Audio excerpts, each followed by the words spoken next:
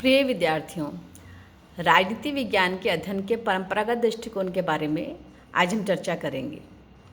जैसा कि आप सभी जानते हैं कि राजनीति विज्ञान के विकास की यात्रा में राजनीति विज्ञान एक विषय के रूप में बृहद रूप में किस प्रकार विकसित हुआ, उसके अध्ययन करने के अलग अलग दृष्टिकोण विकसित हुए, जिसमें सबसे प्रमुख और प्रथम जो माना जाता है वो माना जाता है परंपरागत राजनीतिक दृष्टिकोण। इस दृष्टिकोण में 3 तरीके के मत देखने को मिलते हैं जो ये स्पष्ट करते हैं कि राजनीति विज्ञान में क्या अध्ययन किया जाता है या राजनीति विज्ञान का क्या अर्थ है या राजनीति विज्ञान का मूल संबंध किससे है। प्रथम दृष्टिकोण के अनुसार political science is the study of state, क्योंकि जब भी हम राजनीति विज्ञान का अध्ययन करते हैं तो हमारे दिमाग में सबसे पहले जो बात आती है वो आती है राज्य। तो राज्य एक संस्था के रूप में, एक सर्वोच्च संस्था के अस्तित्व के रूप में हमारे सामने है। लेकिन राज्य का अध्ययन कैसे करते हैं?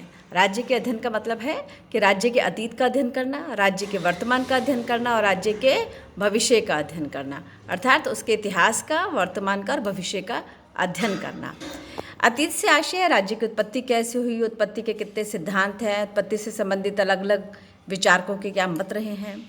राज्य के वर्तमान से आशय है कि वर्तमान स्वरूप में राज्य कैसा है, उसके कितने अंग हैं, भाग हैं, राज्य कैसे परिवर्तित होता है, स्थायी है, अस्थायी है, या उसका जो प्रकृति है वो क्या है।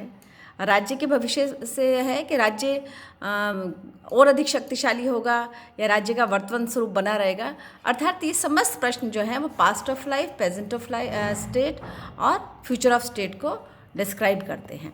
तो जो इस मत के विचारक हैं, इस मत के जो राजनीति विज्ञानी हैं, जो ये मानते हैं कि राजनीति विज्ञान राज्य का अध्ययन है, उसमें प्रमुख नाम मैं लेती हूँ गुडनॉव का, एक्टन का, डॉक्टर जकारिया का, गार्नर, गैरेज एंड ब्लंटली का।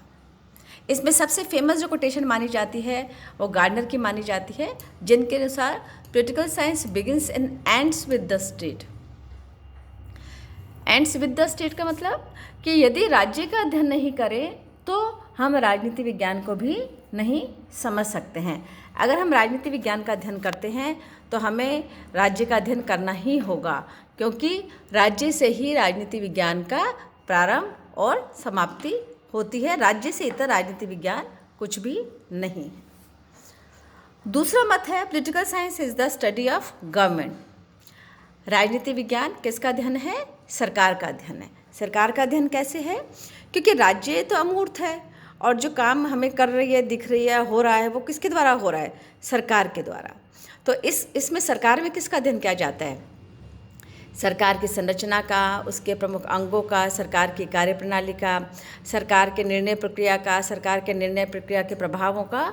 बहुत सारे ऐसे हैं जैसे मैं आपको स्पष्ट कर सकती हूँ, जैसे निर्णय प्रक्रिया का, व्यवस्थापिका का, कार्यपालिका का, न्यायपालिका का, मीडिया का। जितने जितने अंग जो भी सरकार को प्रभावित करते हैं या सरकार के निर्णयों द्वारा प्रभावित होते हैं, उन सब का अध्ययन सरकार के अंतर्गत किया जाता है। इस मत के प्रमुख विचारक कौन है? John Seeley and Leacock. आपको ये ध्यान रखना होगा कि किस मत का विचारक कौन है, किस मत के विज्ञानी कौन है, राजनीति विज्ञानी कौन है, क्योंकि उसी से आप इस क्लासिफिकेशन को समझ पाएंगे कि एक मत में तो राज्य महत्वपूर्ण है और दूसरे मत में सरकार महत्वपूर्ण है। तीसरा मत क्या मानता है? Political science is the study of state and government. इस मत के विचारक पॉल जेनेट, गिलक्राइस्ट, गेटल। ये क्या मानते हैं कि चूँकि जो राज्य है वो तो अमूर्त है, इनविजिबल है, दिखता नहीं है, लेकिन जो गवर्नमेंट है, सरकार है, वो विजिबल है, दृश्य है, क्योंकि राज्य द्वारा किए हुए किसी भी कार्य का जो स्पष्टीकरण या अभिव्यक्ति होती है वो किसके माध्यम से होती है? राज्य के माध्यम से होती है। तो इस मत के विचारकों का मानना है कि राज्य और सरकार, हम दोनों में से किसी से अलग रह के राजनीति विज्ञान का अध्ययन नहीं कर सकते। हमें राज्य का भी अध्ययन करना है और सरकार का भी अध्ययन करना है। राज्य और